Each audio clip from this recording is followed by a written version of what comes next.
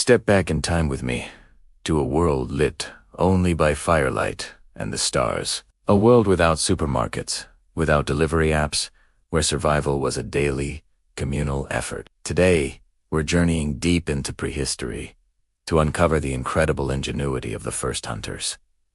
These weren't just individuals. They were the providers, the innovators, whose skills and cooperation fed entire villages and shaped the course of human history. How did they take down megafauna like mammoths with nothing but stone, wood, and sheer brilliance? It's a story of courage, intelligence, and a profound connection to the natural world. Forget what you think you know about cavemen.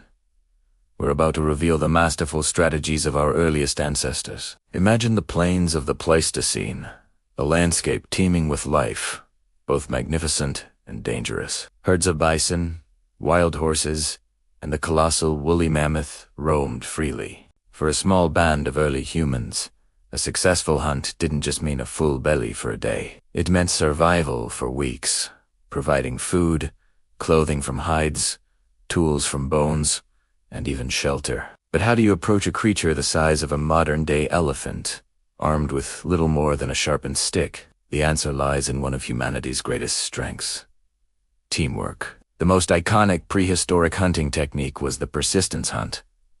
This wasn't about a quick, explosive chase. It was a marathon, a battle of endurance. Our ancestors had a unique advantage: the ability to sweat, while a large, furry animal like a kudu or an antelope would have to stop and pant to cool down.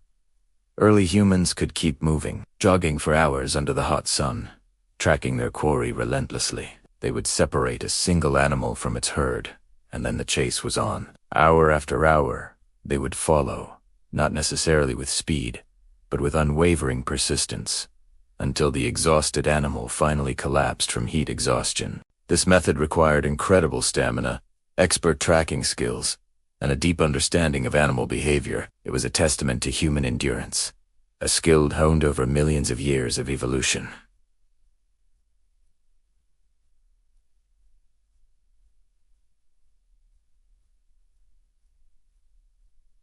But not all hunts were about endurance. For larger, more dangerous prey like the woolly mammoth or the woolly rhino, a different strategy was required.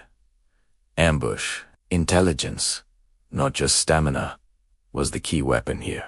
Hunters would spend days, maybe even weeks, observing herd movements, learning their migration paths, and identifying their favorite watering holes. They looked for weaknesses in the landscape: a narrow ravine, a steep cliff edge, or a muddy bog. The goal was to use the environment itself as a trap.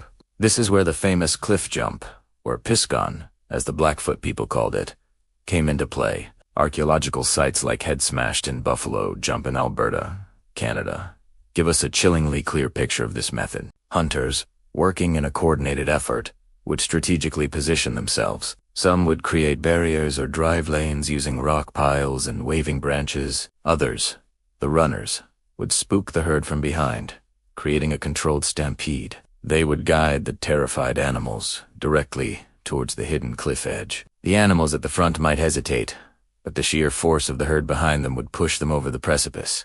The fall would either kill the animals outright or injure them severely, leaving them for the hunters waiting below to finish the job. It was a brutal but incredibly effective method that could yield a massive amount of resources in a single, coordinated event.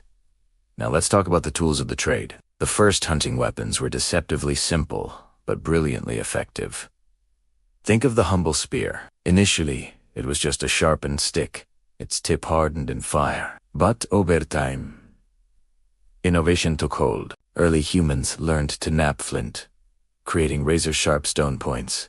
Attaching these points to a wooden shaft, a process called hafting, created a far more lethal weapon. This wasn't just about tying a rock to a stick. It involved using natural adhesives like birch bark, tar, and bindings made from animal sinew. This technological leap dramatically increased the spear's piercing power. But throwing a spear with your arm alone has its limits. Enter one of the most significant inventions in human history: the atlator, spear thrower. This device, essentially a wooden stick with a hook or spur at the end, acted as a lever, extending the hunter's arm. When throwing a spear with an atlatol, The hunter could launch it with incredible force and velocity, dramatically increasing its range and killing power. An athlet could propel a dart at over 90 miles per hour, allowing hunters to strike from a safer distance. It was the prehistoric equivalent of a high-powered rifle, a game-changer that allowed small groups of hunters to take on much larger and more dangerous game.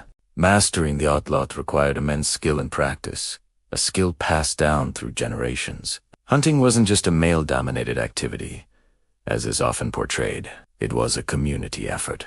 While some group members, often men, might have been on the front lines of the chase, others played equally vital roles. Women, children, and elders were often responsible for processing the kill.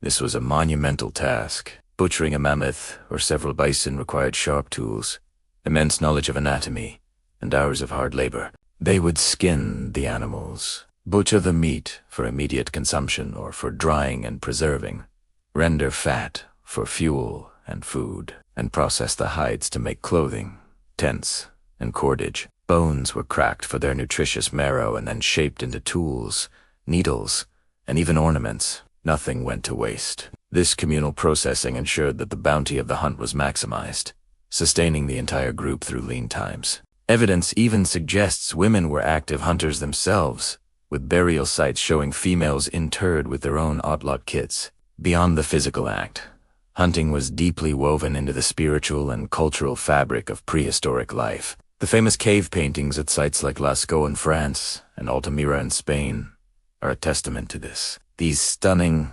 vivid depictions of bison, horses, and deer weren't just decorative. Many experts believe they served a ritualistic or shamanistic purpose. Perhaps they were painted to ensure a successful hunt, to honor the spirits of the animals, or to pass on hunting knowledge to the next generation. These paintings show a deep reverence for the animals they hunted. It wasn't just a relationship of predator and prey. It was a complex, spiritual connection. They understood that their lives depended on these creatures, and they treated them with a respect that we can still feel today, staring at those ancient images in the flickering torchlight. These ancient survival skills are more than just historical footnotes. They are the foundation upon which our modern world was built. The cooperation required for a group hunt fostered social bonds and communication. The need for better tools drove technological innovation. The challenges of tracking and ambushing prey sharpened to the human mind, developing strategic thinking and problem-solving skills. These hunters weren't just surviving, they were thriving. They were adapting, innovating, and laying the groundwork for everything that was to come. They were the first engineers, the first strategists, and the first artists. Their lives a masterclass in resilience and ingenuity. Thank you so much for joining me on this journey back to the Ice Age. The story of the first hunters is the story of all of us. It's a powerful reminder of our deep connection to the natural world and the incredible things we can achieve when we work together. If you found this fascinating, please hit that like button and consider subscribing for more deep dives into our incredible human story. We'd love to have you as part of our community. Until next time, stay curious.